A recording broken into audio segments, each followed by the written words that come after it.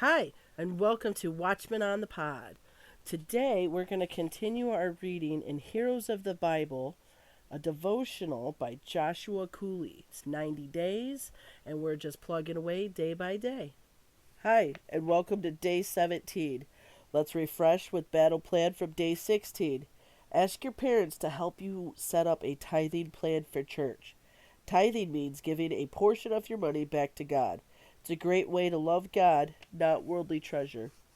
A true hero for God, says God, show your strength through my weakness. A hero's tale. By most standards, Moses was the greatest leader in Israel's long history. He led 1 million or more Israelites out of the Egyptian slavery. He took them through the Red Sea, guided them through 40 years of desert wandering, and led them to the edge of the promised land. He saved the people from God's terrible wrath multiple times by passionately praying on their behalf. He acted as a judge for the entire nation.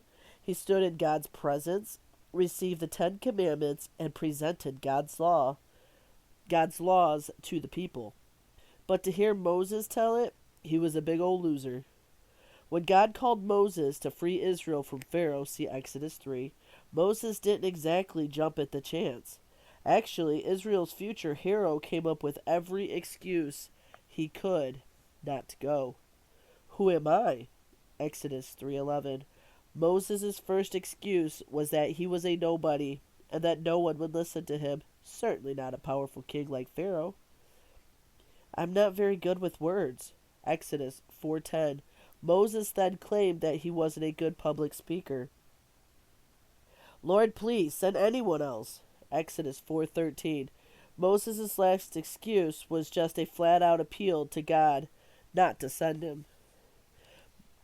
God wasn't interested in Moses' excuses, just his obedience. Reluctantly, with the help of his brother Aaron, Moses agreed to go, and the rest, as they say, is history. Message from headquarters. The Lord said, "My grace is all you need. My power works best in weakness, so now I am glad to boast about my weaknesses, so that the power of Christ can work through me." 2 Corinthians 12:9. Decoding the message. Despite all his impressive talents and achievements later in life, Moses started out as a weak, timid, sinfully reluctant man. That's good news for the rest of us because it gives us hope. If Moses can do it, so can we.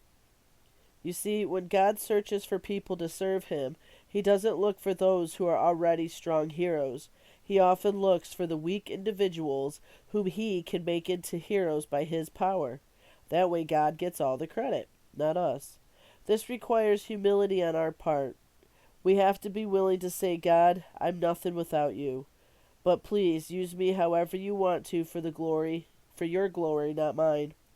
Moses did that. So did the Apostle Paul, who wrote today's verse, and many other heroes of the Bible.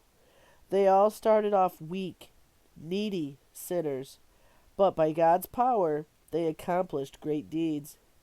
God can do that through you too. Battle plan. Memorize 2 Corinthians 12:9 and say it as a prayer to God. 2 Corinthians 12:9 again is, the Lord said, "My grace is all you need. My power works best in weakness. So now I am glad to boast about my weakness, so that the power of Christ can work through me." 2 Corinthians 12:9. Gospel connection. The greatest way that God shows his amazing power in our weakness is when he forgives our sins and begins to change our rebellious hearts so that we want to obey him. This is only possible when God's Spirit works in our hearts and we put our faith in Jesus.